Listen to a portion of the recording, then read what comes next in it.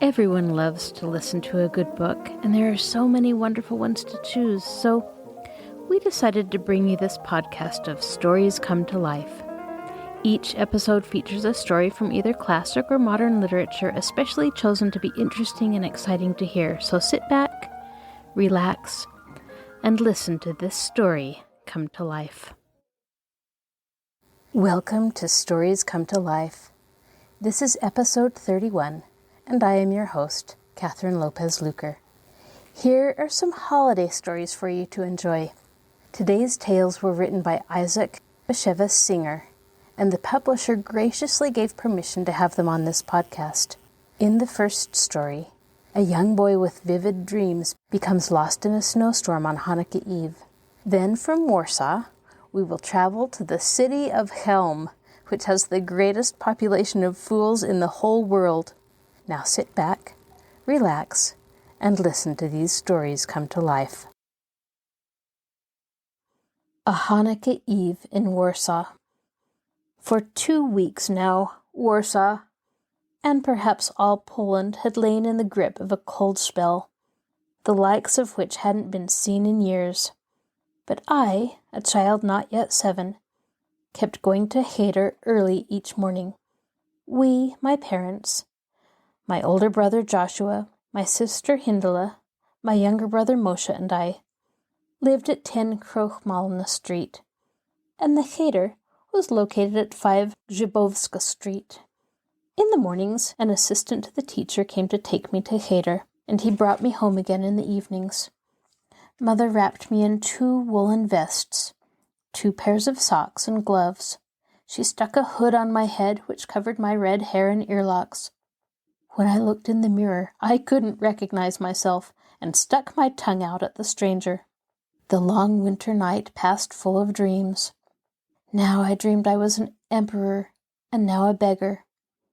An old crone of a gypsy snatched me and locked me in a cellar. I also dreamed that it was summer, and that I was strolling with Shosha, the daughter of our neighbor Bashala, in a garden full of blooming flowers and singing birds. I sailed a boat on the Vistula, but soon pirates captured me and spirited me off to Madagascar to be sold into slavery. My dreams blended with my fantasies and with the tales I had heard from my mother or read in storybooks. That winter morning was a cold but sunny one. The sky above the rooftops loomed a light blue. Although our oven was heated with wood and coal, frost patterns had formed on our windows overnight. They resembled trees, not those common to Poland, but rather the date palms and fig and carob trees the Bible said grew in the land of Israel. Normally, I stayed at the Cheder until nightfall, but that day was the eve of Hanukkah, and I was scheduled to come home earlier than usual. I liked Hanukkah, the only holiday that came in the winter. In the evening, right after services, Father would bless the Hanukkah candles. Mother would fry potato pancakes. I would get a tin dreidel and money for the holiday. I could hardly wait to get home. Before I left the house, Mother gave me a paper bag containing bread and butter, cheese, and an apple. This was to be my second breakfast. The assistant teacher took my hand and led me down the stairs into the street. Mother warned him not to let go of me. In such a large city, a child could easily get lost. The streets were filled with sleighs, and I was liable to be run over, God forbid. I was ashamed that my mother was such a worrier. She came from a small town, and provincial people imagined all kinds of dangers in the big city. I had come to Warsaw when I was 3, and I considered myself a city boy. I could have gone to Cheder by myself. I didn't have to be escorted there. I envied the other children my age who went to Cheder alone. It seemed to me they laughed at me for being escorted like a baby. God in heaven, how different the street looked today, all covered by the fresh snow that had fallen overnight. The sleighs and pedestrians hadn't yet managed to trample it, and it glared beneath the sun, reflecting dazzling crystals of every color of the rainbow. One solitary tree grew on our street, and its naked branches were covered with frost. They reminded me of the arms of a huge Hanukkah candelabrum. Sleighs rode by with bells on horses' collars jingling. The animals' nostrils exuded steam. Cushions of snow lay on roofs and balconies. The whole world had turned white, rich, and dreamlike. Coming to Cheder was for me a daily trial. The other pupils quickly made friends with one another. They conducted all kinds of secret business transactions among themselves. One boy gave another a silver button and got a gold button in exchange. Quietly, so that the teacher wouldn't see, they traded pencils, pens, and sometimes chocolates and cookies they brought from home. Most of the students were sons of storekeepers or factory owners, and were already little businessmen themselves. Their parents lived in the wealthier streets. Some of the students brought a different toy to Cheder each day: lead soldiers, whistles, trumpets. One boy had a pen with a peephole. When you looked into it, you saw Krakow. Another boy had a music box. When you turned the key, it played a tune. One boy had a real watch. Most of them had black hair, and some were blonde. But no one in the Cheder besides me had hair as red as fire, nor did anyone else wear such long earlocks. I was a rabbi's son, and my parents dressed me in the old-fashioned style. I had been raised in Warsaw, but I looked like a yokel. The boys laughed at me in my small-town costumes. They even mocked the way I pronounced some words in Yiddish. Besides, they couldn't do any trading with me. I brought nothing to Cheder except my Pentateuch. I always felt ashamed when I came to Cheder, and I often prayed to God to let me grow up faster so that I could be through with being a child. But I had some satisfaction, too. All children love to hear stories, and I had acquired the reputation of a storyteller. I was also able to add my own fantasies to the stories we read in the Pentateuch. At Hanukkah time, the teacher studied with us the section that dealt with Joseph and his brothers. I retained the meaning of the Hebrew words better than many of the other children, and I repeated the tale as if I had been there in person. Joseph's dreams became my dreams. The brothers envied me and sold me into slavery to the Ishmaelites, who in turn sold me to the Egyptians. Potiphar had me imprisoned, and later I became viceroy to Pharaoh. Jacob, Joseph, the other tribes, Laban, Rachel, Leah, Bilhah, Zilpah, all were as close and familiar to me as my own mother and father, as our neighbor Bashala and her daughter Shosha, with whom I carried on an unspoken love affair. As I sat in Cheder over the Pentateuch, I yearned for her and her childish words, which held 1,000 delights for me. By 3:00, we had concluded our portion, and the teacher, Reb Moshe Yitzhak, a patriarch of 80, put down the pointer and the hare's leg with the thong that he used to whip bad pupils, and told us to go home. The assistant teacher came up to me and began with hesitation. "You always say that you could find your way home by yourself. Is this true?" "Yes, it's true." "You wouldn't get lost?" "Lost? I could get home in the middle of the night." "I've got something to do, and I don't have the time to take you home. Can I trust you to get home by yourself?" "Yes, yes." "You won't tell your parents?" "Tell? No, never."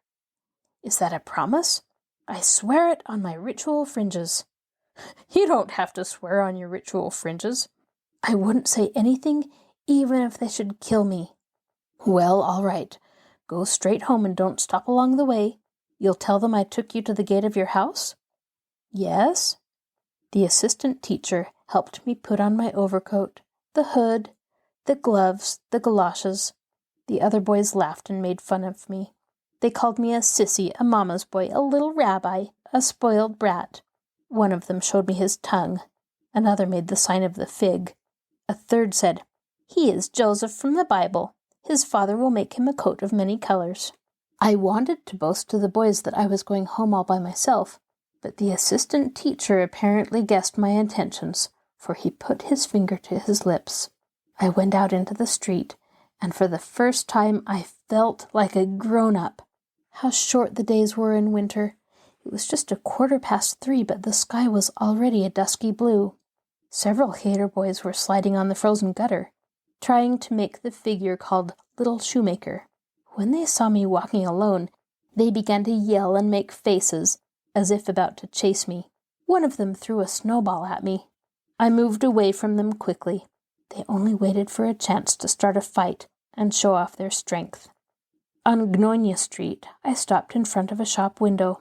Although this shop belonged to a Jew, it sold the globes, bells, lights, and spangles Gentiles drape on Christmas trees.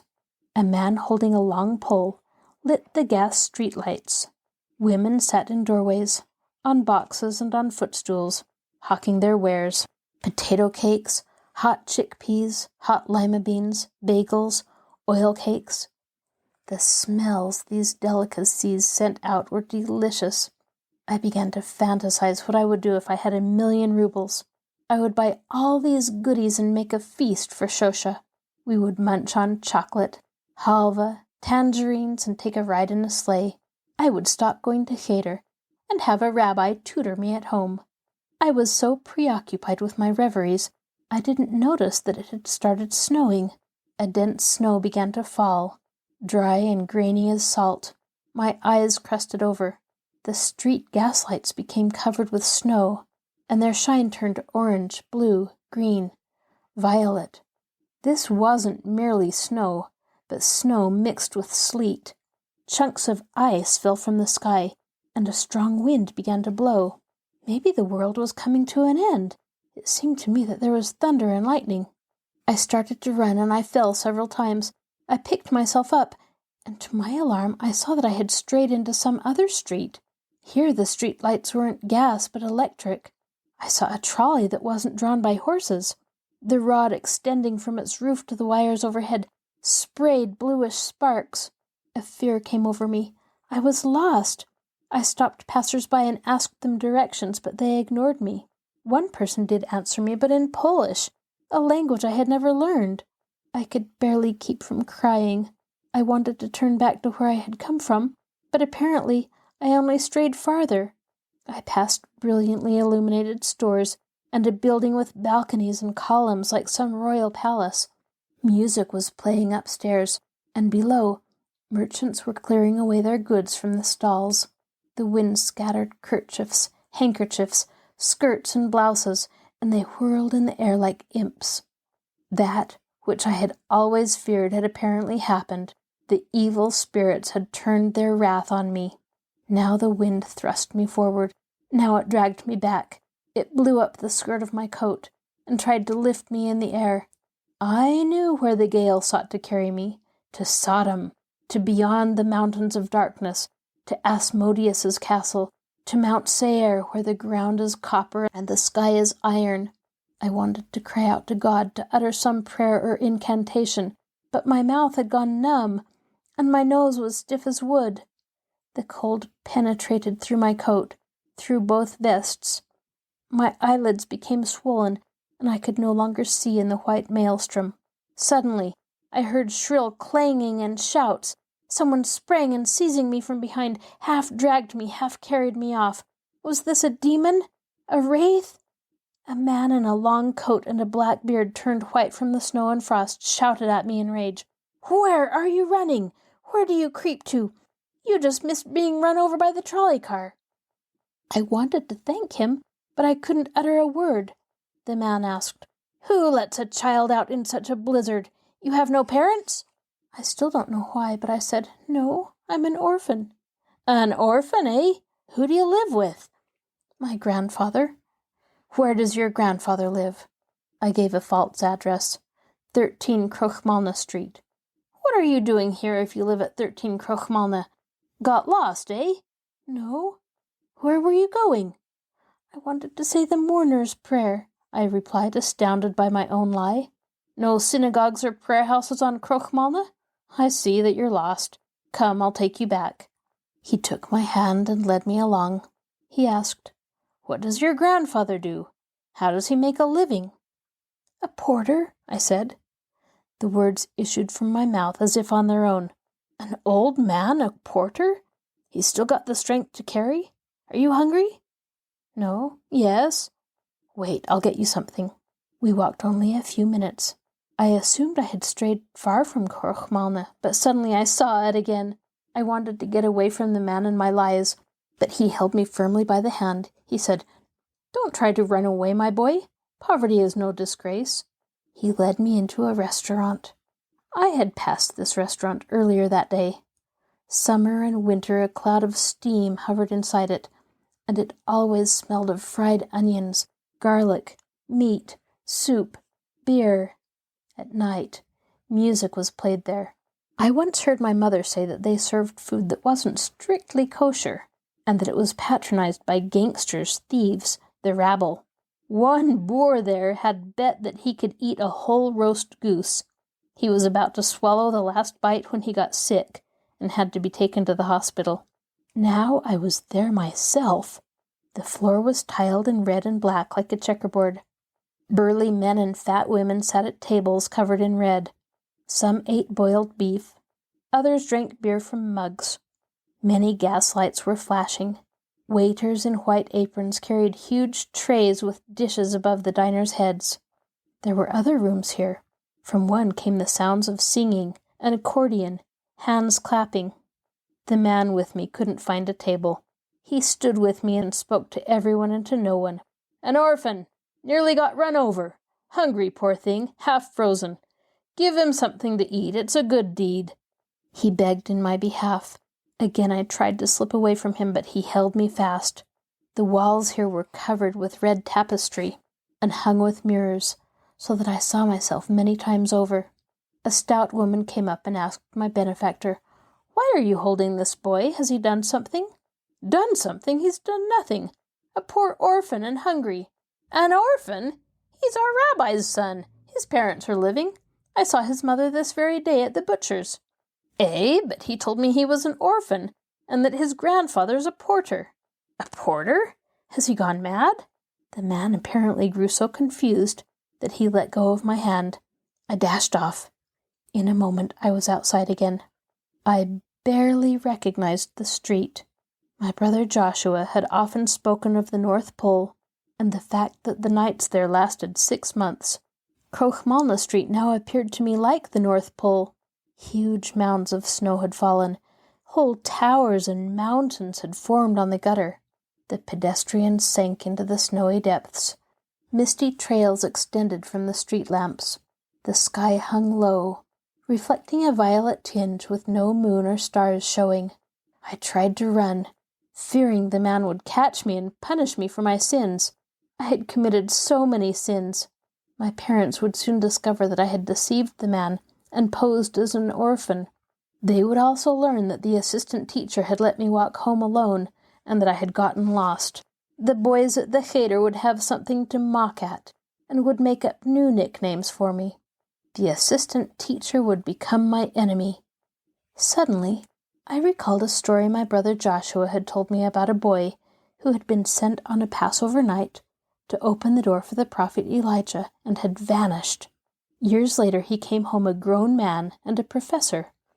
He had walked from the town where his parents lived to Warsaw, and then on to Berlin. Rich people there had helped him obtain an education. That's what I would have to do too. Run away from home. I would read all the books about the sun, the moon, the stars. I would learn how mountains, rivers, oceans, and the North Pole had formed. My father had one answer for everything. God had created it all. He wanted me to study only religious books, but the worldly books obviously had many other explanations. Joshua often spoke about science. He said that a cheder education left one ignorant. He spoke of a telescope through which you could see the mountains and craters of the moon. Since we lived in Warsaw, I could proceed straight to Berlin. I knew that a train left for Germany from the Vienna depot. I would simply follow the tracks till I came to Berlin. But what would my parents do if I didn't come home? And what about Shosha? I would miss her terribly. A strange notion came to me. Maybe Shosha would run away with me. In storybooks, I often read of boys and girls who left home together on account of love. True, these were grown-ups, but I loved Shosha.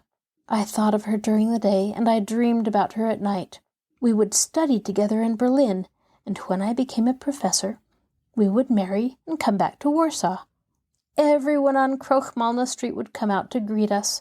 My mother and Shosha's mother would weep and embrace. By then, everyone would have forgotten the silly things I had done today. The Cheder boys who now pushed me around and called me names would come to me to teach them science and philosophy. I had reached the gate of 10 Krochmalna Street, but instead of going home, I went to Shosha's. I had to talk to her. In my mind, I prayed to God that she would be home alone. Her father worked in a store, and her mother often went to shop at the bazaar or to gossip with her sister. This time luck was with me. I knocked, and Shosha opened. She seemed frightened by me, and she said, Oh, just look at you, white as a snowman." It was warm in Shosha's kitchen, and I promptly began telling her of my plans. She sat down on a footstool. She was blonde, blue-eyed, and wore her hair in braids. She was exceptionally pale. Although she was my age, she was like a child of 5. She played with dolls and got poor grades at the Polish school she attended. She couldn't read or figure properly. I now suggested that she accompany me to Berlin. Shosha heard me out calmly, then asked, "What will we eat?" I was dumbfounded. I had completely forgotten that a person had to eat. After a while I said, "We'll take food from home." "And where will we sleep?" I didn't know what to say. The trip to Berlin would undoubtedly take weeks. In the summer you could sleep outdoors, but in the winter it would be too cold. For a moment I wondered at my own stupidity and at Shosha's wisdom. Suddenly the door opened, and my mother came in with my sister, Hindela, close behind her. Hindela exclaimed, "There he is, Mamma! What did I tell you?" Mother stared at me in confusion. "So there you are! We've been searching for you for 2 hours. I thought, who knows what happened?" And all at once she erupted, "Unfaithful child!" I knew full well the meaning of this expression. A faithless son and a rebellious one. According to the laws of the Pentateuch, I should be turned over by my parents to the town elders, who would condemn me to be stoned. An interrogation was forthcoming, and I had no excuses ready. My sister said, "We were waiting for you for the blessing of the Hanukkah candles." "Where were you all this time? Didn't the assistant teacher bring you?" Mother asked me. "Yes, he brought me." "When? You've been sitting here 2 hours?" "He just came in this second," Shosha said. "Why were you running around in such a storm? Why did you come here instead of home?" "He wants us to follow the train tracks," Shosha said, not intending to inform, but simply because she didn't understand the significance of it all. My sister began to laugh. "He wants to run away with little Shosha. He's carrying on a love affair with her."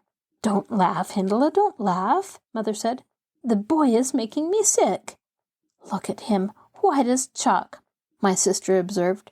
"Come," Mother said. She grabbed me by the collar and led me away.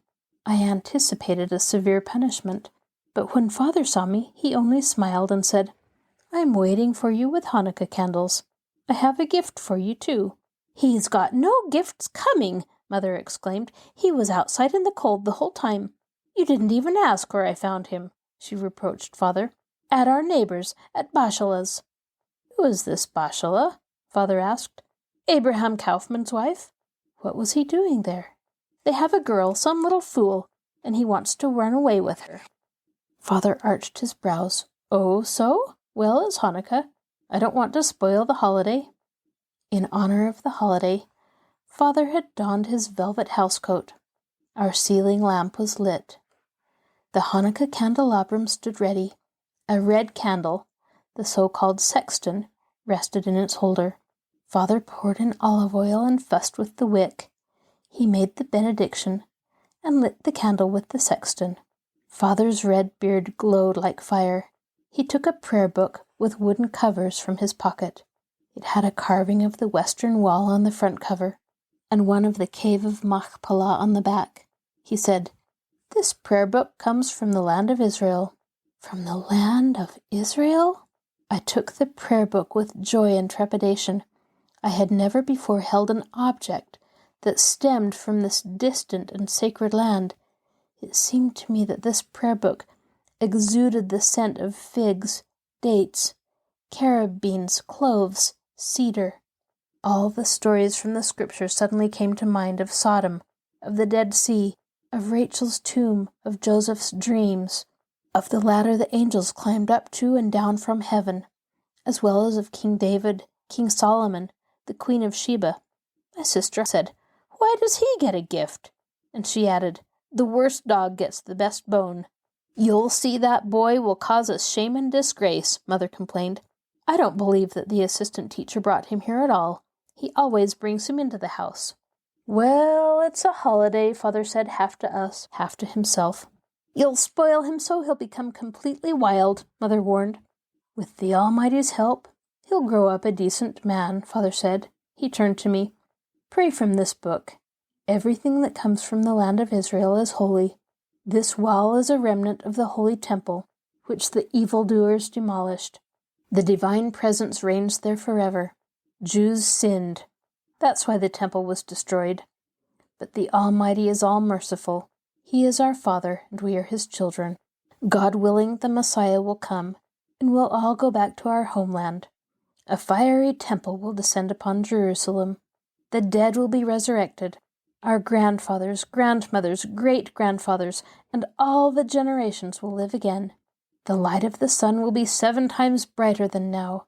The saints will sit with crowns upon their heads and study the secrets of the Torah." "Mama, the potato pancakes are getting cold," Hindela said. "Oh, yes."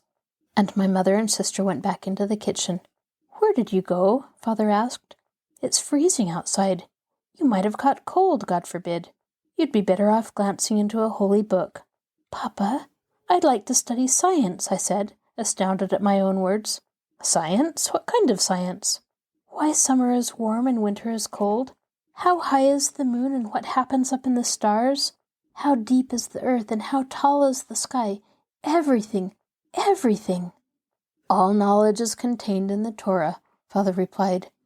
"Every letter of the Torah conceals countless secrets in infinite depths.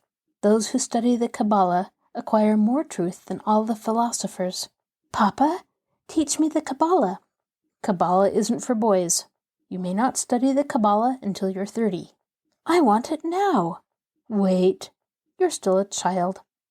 "What do you do there at the neighbor's? Who is this little girl? Since she's a fool, what do you need with her?" "She is not a fool." "Eh? Then what is she?" "She is good. The boys at Cheder all call me names, but she is nice to me. When we grow up, I want to marry her," I said, baffled by my own words. It was as if a Dybbuk had spoken out of me, and I was overcome with fear. Father smiled, but he promptly grew earnest. "Everything comes from heaven. It's said that 40 days before a person is born, an angel in heaven calls out, 'This one's daughter will marry that one's son.' What's this girl's name?" "Shosha." "Shosha! I had an aunt, Shosha. She was my aunt and your great-aunt." "Where does she live?" "Aunt Shosha? In heaven, in paradise. She was a saint. She would go to the Belt's rabbi, and he would place her in a seat of honor. In her old age, she went to the land of Israel, and there she died. Oh, I have another gift for you, a dreidel." The door opened, and Mother brought in the potato pancakes. During the brief time Mother had been in the kitchen, her face had relaxed. My sister was smiling. I showed Mother the shining new dreidel, and she gave me a sharp glance. "You got lost, eh?" I wanted to deny it, but I could not speak from too much happiness. Besides, she knew everything just like a prophetess. She often read my mind. Her big gray eyes seemed to say, "I know all your antics, but I love you anyhow." Lemel and Sipa. This story was told me by my mother, and I'm telling it here word for word as closely as possible. Once there was a well-to-do countryman named Tobias, and he and his wife Leah had a daughter, Sipa, who was a fool, the likes of which you couldn't find in the entire region. When Sipa grew up, marriage brokers began to propose matches for her, but as soon as a prospective groom came to look her over, and she began to spout nonsense, he would flee from her. It appeared that Sipa would be left an old maid. The husband and wife went to ask the advice of a rabbi who told them, "Marriages are made in heaven. Since Sipa is a fool, heaven will surely provide a foolish groom for her." Just ask around about a youth who's a bigger fool than your daughter, and when the two fools marry, they'll be happy together." The parents were pleased by this advice. They went to a matchmaker and told him to find the biggest fool in the Lublin province for their daughter. They promised the matchmaker double the fee usually paid for arranging a match. The matchmaker knew that no city contained so many fools as Chelm, so that was where he headed. He came to a house and saw a youth sitting in front of it and crying. The matchmaker asked, "Young fellow, why are you crying?" And the youth said, "My mother baked a whole dish of blintzes for Shevoth. When she went out to buy sour cream for the blintzes, she warned me, 'Lemmel, don't eat the blintzes until Shevoth.' I promised her that I wouldn't, but the moment she left the house I got a great urge for a blintz, and I ate one. And after the first I got the urge for another, and a third, and a fourth, and before you know it, I finished the whole dish of blintzes. I was so busy eating blintzes I didn't see the cat watching me. Now I'm very much afraid that when Mother comes back, the cat will tell her what I've done, and Mother will pinch me and call me what she always calls me anyhow. Fool, oaf, dummy, ninny, simp, clod, donkey." "This Lemmel is made for Tsipa," the matchmaker thought. Aloud he said, "I know how to speak the cat language. I'll tell the cat to say nothing, and when I give a cat an order, he listens. For I am the king of the cats." Hearing these words, Lemmel commenced to dance with joy. The matchmaker began to utter fabricated words to the cat, whatever came to his lips. "Petcha, metcha, ketcha, letcha." Then he said, "Lemmel, do you want a bride?" "Certainly. I have just the bride for you. No one like her in the whole world. Tsipa is her name." "Does she have red cheeks?" Lemmel asked. "I like a girl with red cheeks and long braids." "She has everything you want." Lemmel began to dance anew and clap his hands. At that moment his mother came in with the pot of sour cream. When she saw her son dancing, she asked, "Lemmel, what's the big celebration about?" And Lemmel replied, "I ate up all the blintzes and I was afraid the cat would tell, but this man ordered the cat not to talk." "Dummocks! Dolt!" the mother screamed. "What will I do with you? What girl would want to marry such a dunderhead?" "Mamma, I have a bride already," Lemmel exclaimed. "Her name is Tsipa, and she has long cheeks and red braids." A few days later, Lemmel and Tsipa drew up their articles of engagement. They could not write their names, and Lemmel signed with 3 dots, and Tsipa with 3 dashes. Lemmel got a dowry of 200 gulden. Since Lemmel didn't understand about money and didn't know the difference between one banknote and another, Tsipa's father wrapped the 5 golden notes in white paper and the 10 golden ones in blue paper.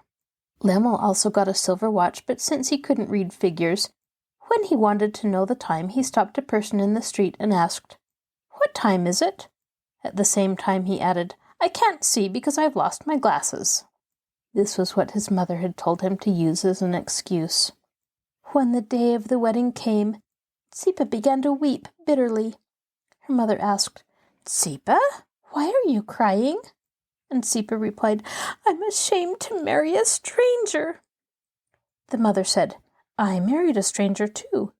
After the wedding, the husband and wife become close and are no longer strangers." But Tsipa countered, "You, Mama, married Papa, but I have to marry a complete stranger." The mother said, "Tsipa, you're a big fool, but your groom is a fool too, and together you'll be, God willing, 2 happy fools." After lengthy discussions, Tsipa allowed herself to be escorted to the wedding canopy. Some time after the wedding, Tsipa's father said to his son-in-law, "Lemmel, your father is a merchant, and I'm a merchant, and I want you to be a merchant too. I've given you a dowry. Use it to go into business." "What's a merchant?" Lemmel asked, and his father-in-law said, "A merchant is someone who buys cheap and sells dear. That's how he makes a profit. Take the dowry, go to Lublin, and if you spot a bargain there, buy it as cheaply as possible, then come back here and sell it at a high price. Lemmel did as his father-in-law ordered. Tsipa gave him a chicken wrapped in cabbage leaves for the road. In the wagon, Lemmel got hungry and wanted to eat the chicken, but it was raw. Tsipa's mother had told her to give her husband a chicken, but since she didn't say anything about cooking it, Tsipa had given Lemmel a raw chicken. Lemmel stopped at an inn. He was very hungry. They asked him what he wanted to eat, and he said, "Give me everything you have, and I'll eat until I'm full." Said and done. First they gave him a glass of wine, then another, then an appetizer of tripe with calf's foot. Lemmel ate this with lots of bread and horseradish. Then they served him a bowl of noodle soup. After Lemmel had finished one bowl of soup, he asked for another. Then they served Lemmel a huge portion of meat with groats, cabbage, potatoes, and carrots. Lemmel finished everything and was still hungry. Then they served him a compote of prunes, apples, pears, and raisins. Lemmel gulped it all down, and yet his hunger was still not sated. Finally they served him tea with sponge cake and honey cake. Lemmel drank the tea and ate the cake, but somehow the hunger still gnawed at him. The innkeeper said, "I hope that by now you are full." But Lemmel replied, "No, I'm still hungry." The innkeeper took a cookie out of the cabinet and said, "Try this." Lemmel ate the cookie and immediately felt sated. He said, "Now I'm full. Had I known that you can get full from a cookie, I needn't have ordered all those other dishes." The innkeeper promptly saw that he was dealing with a dolt. He himself was a swindler, and he said, "Now it's too late, but if you ever come here again, I'll give you such a cookie right off the bat, and you won't have to order the other dishes. Now do be so good to pay for the meal."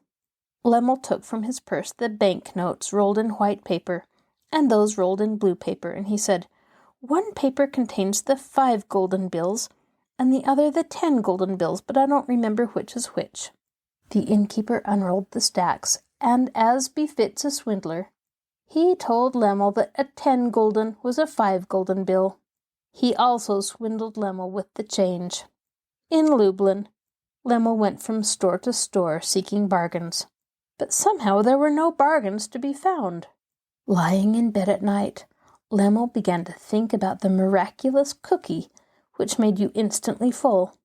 "If I knew how to bake such cookies, I'd be rich," Lemmel said to himself. "There isn't enough food in Chelm. The people are hungry, and everyone would welcome such cookies." He himself had felt sated for nearly 20 hours after eating this cookie.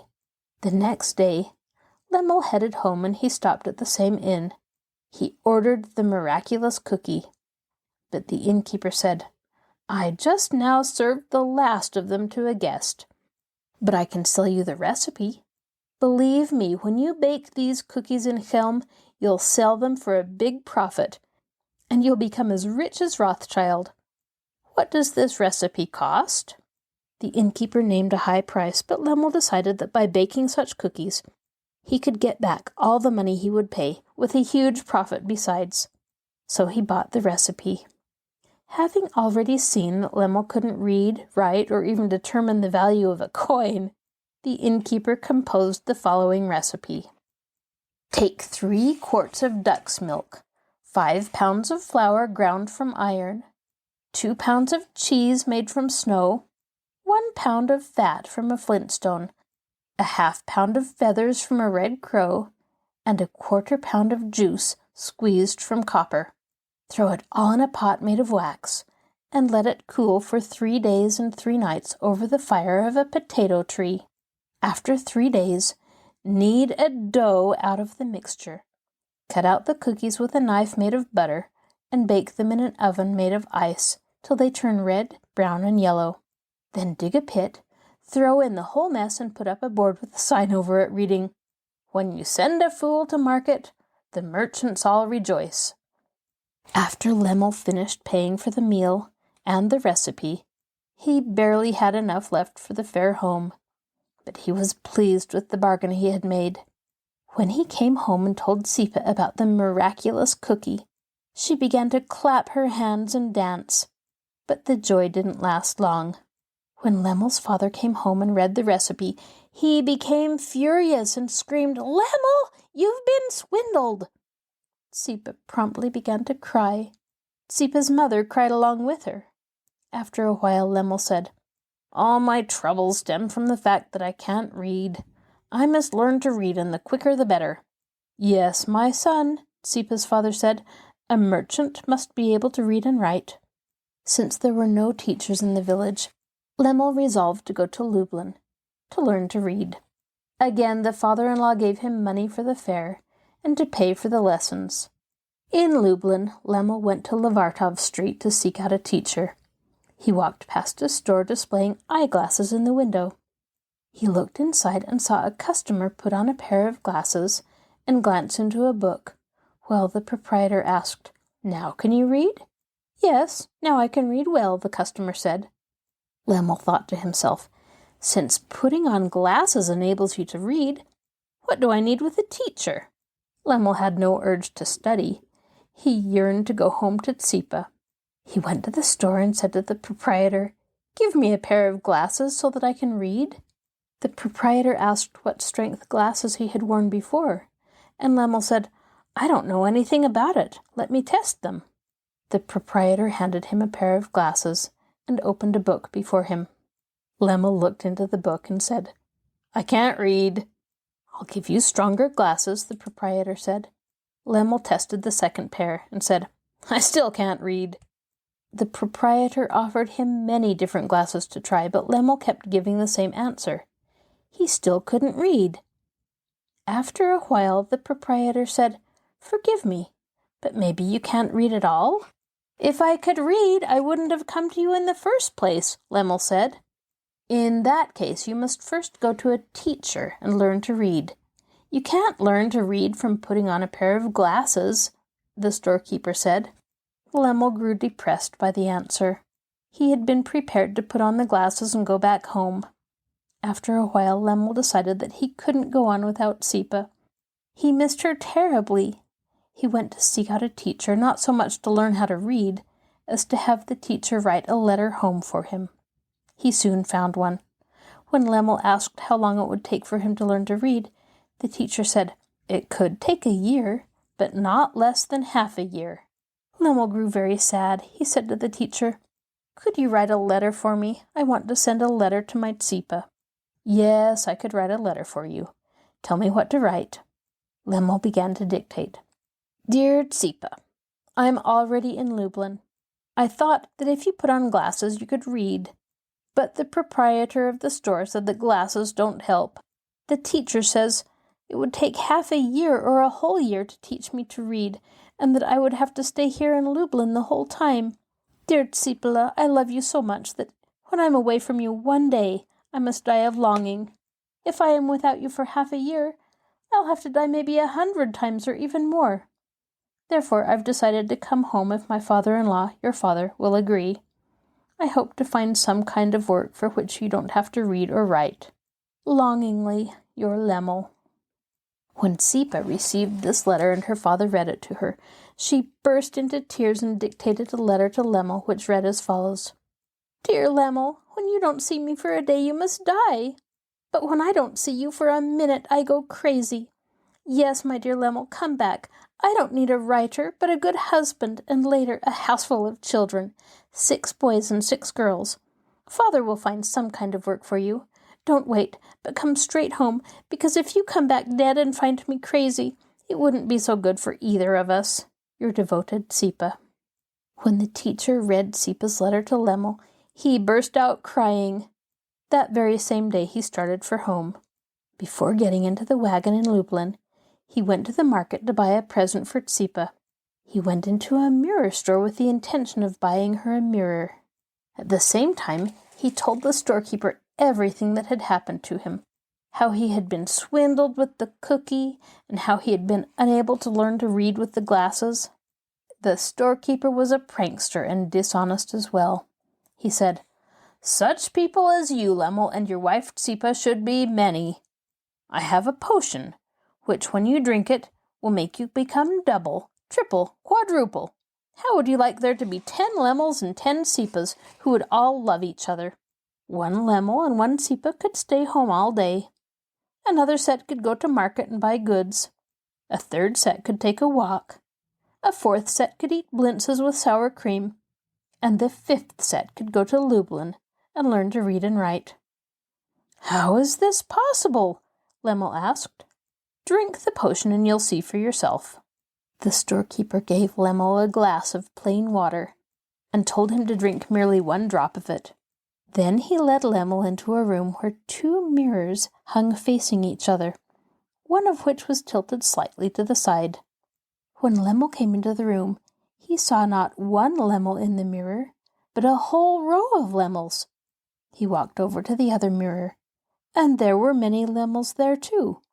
The storekeeper stood by the door and said, "Well, did I deceive you?" "Oh, I can't believe my own eyes!" Lemel exclaimed. "How much is this potion?" "It's very expensive," the storekeeper said, "but for you, I'll make it cheap. Give me all the money you have except for your fare home. You've snagged a terrific bargain." Lemel paid him on the spot, and the storekeeper gave him a big bottle filled with water. He told him, "You and your Tsipa need drink only 1 drop a day. This bottle will last you for years. If it gets used up, you can always come back to Lublin, and I'll refill it for you for free. Wait, I'll give you a written guarantee." The storekeeper took out a sheet of paper and wrote on it, "God loves fools. That's why he made so many of them." When Lemel came home and his father-in-law saw the bottle of water and read the note, he realized that Lemel had been swindled again. But when Lemel saw Tsipa, his joy was so intense he forgot all his troubles. He kissed and hugged her and cried, "I don't need many Tsipas. 1 Tsipa is enough for me, even if I should live to be 1,000. And I don't need many Lemels. 1 Lemel is enough for me, even if I should live to be 1,000,000, Tsipa exclaimed. Yes, Lemel and Tsipa were both fools, but they possessed more love than all the sages. After a while, Lemel bought a horse and wagon, and became a coachman.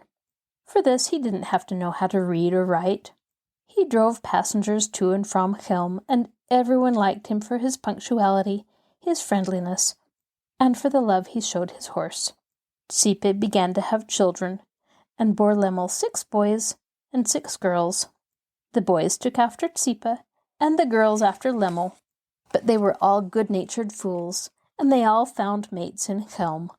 Lemel and Tsipa lived happily to a ripe old age, long enough to enjoy a whole tribe of grandchildren, great-grandchildren, and great-great-grandchildren.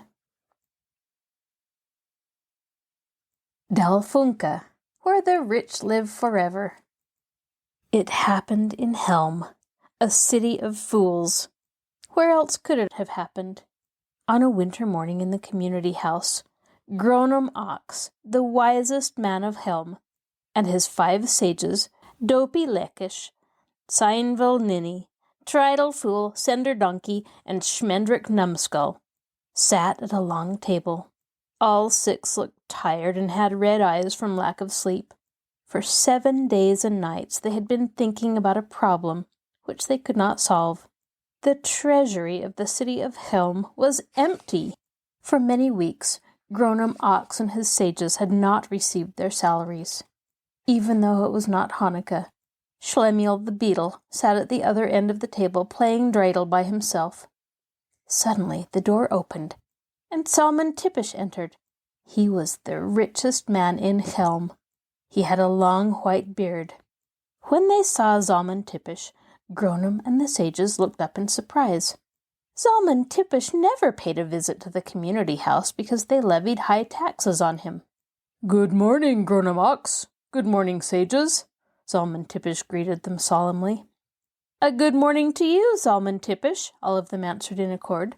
"What made you pay such an early visit?" "I came to ask your advice," Zalman Tippish said.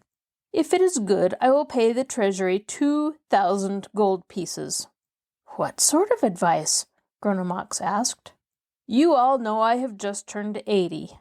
You also know that no man lives forever. But I, Zalman Tippish, wish to live forever. I would like forever to eat blintzes with sour cream, drink tea with jam, coffee with chicory, forever smoke my long pipe. To make it short, I want to live forever." "Live forever!" exclaimed Gronom Ox and his 5 sages. "How is it possible?" "This is the reason I came to you," Zalman said. "If you will tell me how to live forever, you will get just what I promised." Saying these words, Zalman Tippish took out a bag filled with gold coins and poured them on the table. When Gronom and his sages saw the pile of gold, they began to murmur. Zalman Tippish was known as a miser. Gronom Ox immediately put his index finger on his forehead in order to think hard. The other sages did the same. After long thought, Gronom Ox said, "You know well that Chelm is the wisest city in the world, and I, Gronom Ox, am the wisest man in Chelm, which means that I am the wisest man in the universe. But just the same, I cannot give you the kind of advice you desire. No man can live forever. Even I, Gronom Ox, won't live forever. Even Methuselah did not live forever," Dopey Lekish chimed in. "Even King Solomon did not live forever," Seinville Ninny added. "Even our rabbi is not going to live forever," Tridal Fool pronounced. "Even a lion does not live forever," Cinder Donkey remarked. "Even an elephant does not live forever," Schmendrick Numbskull said. "All this is true, but I, Zalman Tippish, decided that I must live forever. If you won't advise me how to do it, you won't get a penny." Gronom Ox was about to say he was sorry, but at that moment, Schlemiel the beetle stuck out his tongue and placed his thumb on the tip of his nose, as a sign that he wanted to speak. "What do you want to say, Schlemiel?" Gronom Ox asked. "I found a way," Schlemiel said. "You found a way?" Gronom Ox asked in astonishment. "Yes, my lord. The thing is like this. Last week I had nothing to do all day long, and I started to look over the records of our Chelm suburbs. Among others, I glanced through the records of our suburb, Dalfunca." "Dalfunca? Where all the paupers and beggars of Chelm live?" Gronom Ox asked. "Yes, Dalfunca," Schlemiel said. "As you know, we have in our books the names of all those who were born and died in the last 300 years. When I went through the list of all who died in Dalfunca, I realized that no rich man ever died there. This means that the rich in Dalfunca live forever. My advice, therefore, is that Zalman Tippish should buy a house in Dalfunca, settle there, and never die, as simple as that." Gronom Ox opened his mouth and stared agape. "Schlemiel, you gave the right advice. But how is this possible? Are you cleverer than I am?" "No one is cleverer than you, Gronom Ox," the 5 sages sang out in chorus. "My only explanation is that since you have been sitting so many years near us, a part of our wisdom spilled over on you," said Gronom Ox. "True," the 5 sages agreed. Dopey Lekish added, "Even a horse would become wise if it stayed with us so long." "Zalman, you got good advice. Now give us the 2,000 gold coins," Gronom Ox suggested. "Before I give you so much money, I must be sure that the advice is right," Zalman Tippish answered. "I will give you an advance of 10 gold coins now, and after I have moved to Dalfunca and have lived forever, I will pay the balance." "We cannot wait that long," Gronom Ox protested. "We need the payment right now." "Either take the 10 gold coins or you will receive nothing," Zalman Tippish insisted. For a long while, Gronom Ox and his sages haggled with Zalman Tippish. But, as always, Zalman Tippish prevailed. He gave Gronom Ox the 10 gold coins and left. For 5 years, Zalman Tippish lived in Dalfunca, ate blintzes with sour cream, drank tea with jam, coffee with chicory, smoked his long pipe, and did not die. Gronom Ox often asked for the balance, but Zalman Tippish always had the same answer. "First let me live forever, and then I will pay." It seemed that Zalman Tippish was right in not paying beforehand, because one day, in the 6th year, he became ill and died. When Gronom heard the bad news, he immediately called for the sages, and they pondered 7 days and 7 nights why Zalman Tippish had died. Again, Schlemiel found the explanation. For 5 years, Zalman did no business because one could not earn any money in Dalfunke. Instead, he spent a fortune on such luxuries as sour cream, coffee, tobacco, chicory. He most probably became poor, and so he died like all the other poor people. To live forever in Dalfunke, one must be as rich as Rothschild, Schlemiel said. Gronim Ox and the 5 sages again admired Schlemiel's sharp mind. Gronim Ox promptly dispatched letters to the Rothschilds, inviting them to come speedily to Dalfunke and begin to live forever. But months passed, and the Rothschilds did not arrive. This time, Gronim Ox discovered the reason himself.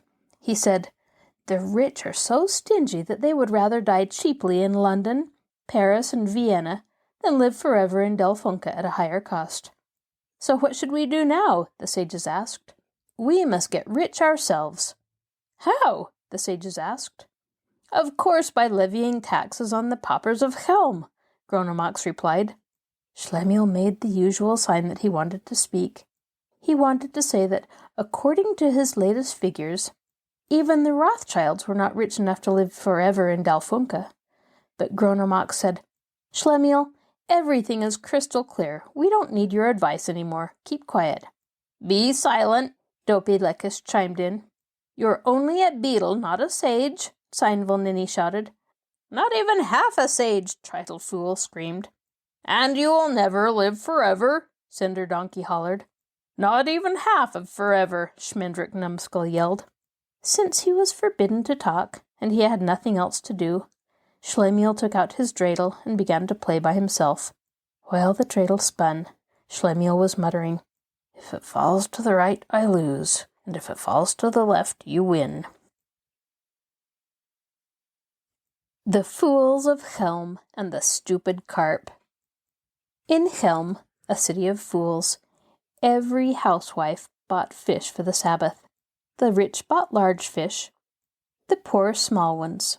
They were bought on Thursday, cut up, chopped and made into gefilte fish on Friday, and eaten on the Sabbath. One Thursday morning the door opened at the house of the community leader of Chelm, Gronim Ox, and Seinville Ninny entered, carrying a trough full of water. Inside was a large, live carp. "What is this?" Gronim asked. "A gift to you from the wise men of Chelm," Seinville said. "This is the largest carp ever caught in the lake of Chelm, and we all decided to give it to you as a token of appreciation for your great wisdom." "Thank you very much," Gronim Ox replied. "My wife, Yenta Pesha, will be delighted. She and I both love carp. I read in a book that eating the brains of a carp increases wisdom, and even though we in Chelm are immensely clever, a little improvement helps. But let me have a close look at him. I was told that a carp's tail shows the size of his brain." Gronim Ox was known to be nearsighted, and when he bent down to the trough to better observe the carp's tail, the carp did something that proved he was not as wise as Gronim thought. He lifted his tail and smacked Gronim across the face. Gronim Ox was flabbergasted. "Something like this never happened to me before," he exclaimed. "I cannot believe this carp was caught in the Chelm lake. A Chelm carp would know better." "He's the meanest fish I ever saw in my life," agreed Seinville Ninny. Even though Chelm is a big city, news traveled quickly there. In no time at all, the other wise men of Chelm arrived at the house of their leader, Gronim Ox. Tritle Fool came, and Cinder Donkey, Schmendrick Numbskull, and Dopey Leckish. Gronim Ox was saying, "I'm not going to eat this fish on the Sabbath. This carp is a fool, and malicious to boot. If I eat him, I could become foolish instead of cleverer." "Then what shall I do with him?" asked Seinville Ninny. Gronim Ox put a finger to his head as a sign that he was thinking hard. After a while he cried out, "No man or animal in Chelm should slap Gronim Ox. This fish should be punished." "What kind of punishment shall we give him?" asked Tritle Fool. "All fish are killed anyhow, and one cannot kill a fish twice." "He shouldn't be killed like other fish," Cinder Donkey said. "He should die in a different way, to show that no one can smack our beloved sage, Gronomox, and get away with it." "What kind of death?" wondered Schmendrick Numbskull. "Shall we perhaps just imprison him?" "There is no prison in Chelm for fish," said Zeinful Ninny, "and to build such a prison would take too long." "Maybe he should be hanged," suggested Dopey Leckish. "How do you hang a carp?" Senator Donkey wanted to know. "A creature can be hanged only by its neck, but since a carp has no neck, how will you hang him?" "My advice is that he should be thrown to the dogs alive," said Tritle Fool. "It's no good," Gronomox answered. "Our Chelm dogs are both smart and modest. But if they eat this carp, they may become as stupid and mean as he is." "So what should we do?" all the wise men said. "This case needs lengthy consideration," Gronomox decided. "Let's leave the carp in the trough, and ponder the matter as long as is necessary. Being the wisest man in Chelm, I cannot afford to pass a sentence that will not be admired by all the Chelmites." "If the carp stays in the trough a long time, he may die," Zeinville Ninny, a former fish dealer, explained. "To keep him alive, we must put him into a large tub, and the water has to be changed often. He must also be fed properly." "You are right, Zeinville," Gronomox told him. "Go and find the largest tub in Chelm, and see to it that the carp is kept alive and healthy until the day of judgment. When I reach a decision, you will hear about it." Of course, Gronom's words were law in Chelm.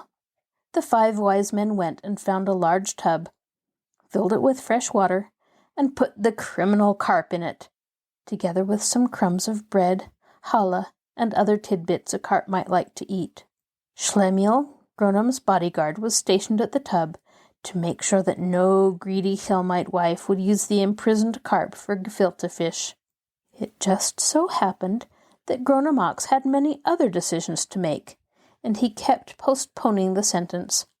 The carp seemed not to be impatient. He ate, swam in the tub, became even fatter than he had been, not realizing that a severe sentence hung over his head. Schlemiel changed the water frequently, because he was told that if the carp died, this would be an act of contempt for Gronomox, and for the Chelm Court of Justice. Euchel the water carrier made a few extra pennies every day by bringing water for the carp. Some of the Chelmites who were in opposition to Gronomox spread the gossip that Gronom just couldn't find the right type of punishment for the carp, and that he was waiting for the carp to die a natural death. But as always, a great disappointment awaited them. One morning, about half a year later, the sentence became known, and when it was known, Chelm was stunned. The carp had to be drowned. Gronomox had thought up many clever sentences before, but never one as brilliant as this. Even his enemies were amazed at this shrewd verdict. Drowning is just the kind of death suited to a spiteful carp with a large tail and a small brain. That day, the entire Chelm community gathered at the lake to see the sentence executed. The carp, which had become almost twice as big as he had been before, was brought to the lake in the wagon that carried the worst criminals to their death. The drummers drummed, trumpets blared, the Chelmite executioner raised the heavy carp and threw it into the lake with a mighty splash. A great cry rose from the Chelmites. "Down with the treacherous carp! Long live Gronomox! Hurrah!" Gronom was lifted by his admirers and carried home with songs of praise. Some Chelmite girls showered him with flowers. Even Yentepesha, his wife, who was often critical of Gronom and dared to call him fool, seemed impressed by Gronom's high intelligence. In Chelm, as everywhere, there were envious people who found fault with everyone, and they began to say that there was no proof whatsoever that the carp really drowned. Why should a carp drown in lake water, they asked. While hundreds of innocent fish were killed every Friday, they said, that stupid carp lived in comfort for months on the taxpayers' money, and then was returned sound and healthy to the lake, where he is laughing at Chelm justice. But only a few listened to these malicious words. They pointed out that months passed, and the carp was never caught again, a sure sign that he was dead.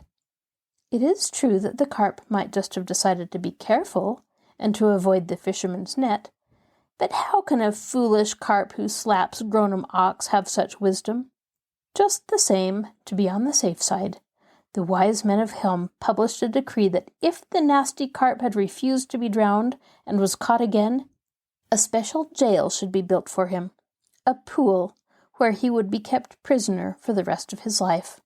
The decree was printed in capital letters in the official Gazette of Chelm and signed by grown-up ox and his 5 sages, Tritel Fool, Sender Donkey, Schmendrick Numbskull, Zeinvol Ninny, and Dopey Leckish. This is your host, Kathryn Lopez Luker. Thank you for joining us for this episode of Stories Come to Life. Be sure to join us next time when we continue to listen to some holiday tales representing Hanukkah, Christmas, and Kwanzaa.